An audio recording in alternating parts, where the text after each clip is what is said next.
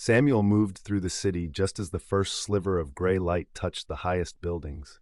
He was the neighborhood janitor, a creature of routine and fluorescent vests.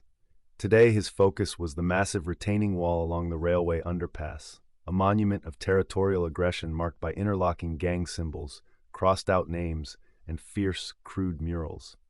His official duty was to erase the visual noise.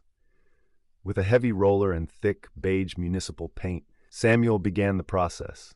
The vibrant blues and scarlets of the graffiti disappeared beneath the neutral coat. He worked methodically, applying 2 coats until the entire wall was a uniform, silent slab of newly painted concrete. For a brief moment, the space was empty, waiting. He then reached into his cart and withdrew a vial of clear, thick liquid and a brush with fine animal hair. This was his true work. He dipped the brush into the solvent-based ink, which was utterly invisible to the naked eye. Starting at the center of the wall, his movements became intricate and ritualistic. He traced complex, flowing sigils, runes of protection, closure, and dissolution. Each curve and point was psychically charged, an infusion of peace poured directly onto the latent violence of the wall. He finished the final symbol, wiped his brush clean, and packed the tools back into the cart.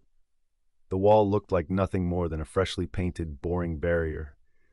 But to Samuel, and perhaps to the space itself, it was now sealed. He walked away, leaving the unseen barrier of magic shimmering faintly in the first rays of the rising sun, the true masterpiece of silence now complete.